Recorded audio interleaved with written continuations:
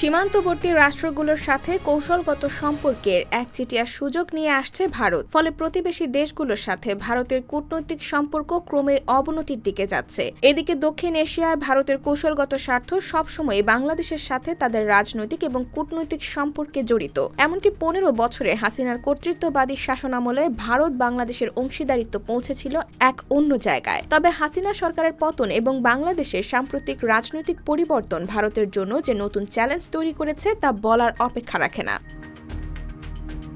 এই পরিস্থিতিতে ভারত কিভাবে বাংলাদেশের সরকার এবং জনগণের সাথে নিজেদের কৌশলগত সম্পর্কের উন্নয়ন করবে সে বিষয়ে একটি প্রতিবেদন প্রকাশ করেছে দেশটির জাতীয় ইংরেজি দৈনিক দ্য স্টেটসম্যান। এই প্রতিবেদনে বলা হয়, হাসিনার ক্রমবর্ধমান কর্তৃত্ববাদী শাসন ব্যবস্থা অর্থনৈতিক শোষণে বাংলাদেশের জনগণের যে অসন্তোষ তৈরি হয়েছিল তা বুঝতে ব্যর্থ হয়েছে ভারত। এমনকি হাসিনার স্বৈরাচারী শাসনে ভারতের অন্ধ সমর্থনে ভারত বিরোধিতা প্রকট হয়েছে বলেও উল্লেখ করা হয় প্রতিবেদনে। এছাড়া প্রতিবেদনে বলা হয়, বাংলাদেশে আগামীতে যে সরকার আসবে তারা ভারতের নিরাপত্তার জন্য একটি উল্লেখযোগ্য হুমকি হতে পারে।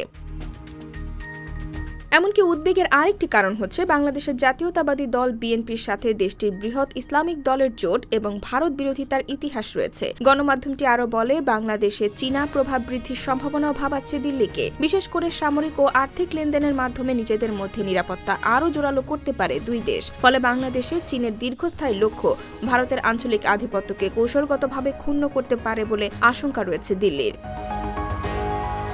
তবে আসন্ন বিমস্টেক শীর্ষ সম্মেলনে ভারতের জন্য বাংলাদেশের অন্তর্বর্তী সরকারের সাথে যুক্ত হতে এবং কূটনৈতিক সম্পর্ক পুনঃপ্রতিষ্ঠা করতে একটি গুরুত্বপূর্ণ সুযোগ রয়েছে। এমনকি বিশ্লেষকদের মতে বাংলাদেশি জনগণের কাছে প্রধানমন্ত্রী নরেন্দ্র মোদীর একটি শক্তিশালী অর্থনৈতিক প্যাকেজ এবং তিস্তা নদীর জলবন্টন ভারত বিরোধিতা নিরসনের নতুন প্রচেষ্টার সাথে বিশ্বাস পুনর্গঠনের সহযোগী হতে পারে। ভারতকে অবশ্যই প্রতিবেশী দেশের জনগণের আশা আকাঙ্ক্ষার কথা মাথায় রেখে আরও সূক্ষ্মদর্শী হতে হবে বলে মনে করছেন সংশ্লিষ্টরা।